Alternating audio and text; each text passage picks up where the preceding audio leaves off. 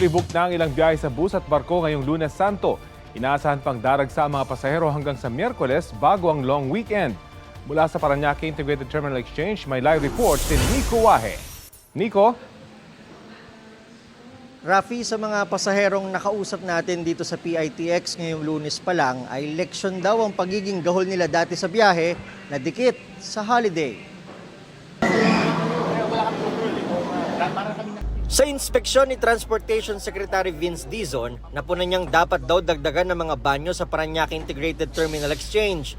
Napansin din niyang nasa mainit na lugar ang mga dispatcher habang walang nakalagay na oras sa mga signage ng mga short travel. Fully booked na mula pa nung linggo ang mga biyaheng Bicol sa PITX. May mga pasaherong magbabakasakaling makabili ng tickets. Pero meron ding maaga nang nakapag-book. Nag-book ako last April 2 kasi inaasahan ko din na dadagsa yung tao. And actually naka-leave ako by 17 and 18. Mahirap kasi sumabay sa peak season ng uwian, holiday. Mahirap bumiyahe. Kaya mas maaga, mas better.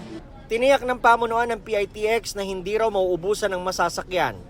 Meron tayong mga standby units and yung LTFRB, bukod sa na nag-issue na sila ng mga special permits, meron silang tao on the ground para kung sakaling kakailanganin ng additional unit, special trip, makakapag-issue kagad sila ng special permit. Fully booked na ang ilang biyahe sa Manila North Port, pero hindi siksika ng mga pasahero sa mismong concourse. Para naman po sa biyaheng Cebu-Tagbilaran para bukas ng umaga, pwede na rin po tayong pumasok sa loob ng departure area. Sa inspeksyon ni Secretary Dizon sa Pantalan, pati mga banyo, sinilip. Sa Batangas Port, maluwag pa sa mga ticketing booth at pre-departure area, pati pila sa mga roro. Pero inaasahan na ring darami ang pasahero hanggang Huwebes Santo. Ang tagpo naman sa NAIA, magkahalong emosyon ng saya sa mahabang bakasyon. Excited po para po sa aming tatlo, banding na rin po as a mother and daughter. At lungkot ng mga pamilyang iiwan ng kaanak na OFW. Every year man umuwi, pero same yung feeling. Mabigat pag umaalis kasi may iwan sila. Trabaho ulit.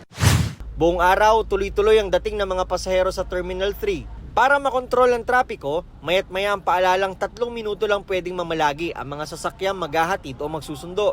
Sa taya ng NAIA Infrastructure Corporation, posibleng umabot ng 1.18 million ang kabuuang bilang ng mga pasahero hanggang April 20 o linggo ng pagkabuhay. Nagdagdag na ng security personnel at mga tauhan sa check-in counters. Binuksan na rin ang bagong immigration counter sa Terminal 3 na eksklusibo sa mga OFW. Samantala, nag-abiso ang MMDA na tigil operasyon ng Pasig River Ferry Service sa Huwebes Santo hanggang Sabado de Gloria at muling babiyahe sa Lunes, April 21. Rafi, yan munang latest. Balik sa iyo. Maraming salamat, Nico Wahe. Huwag magpahuli sa mga balitang dapat niyong malaman. Mag-subscribe na sa GMA Integrated News sa YouTube.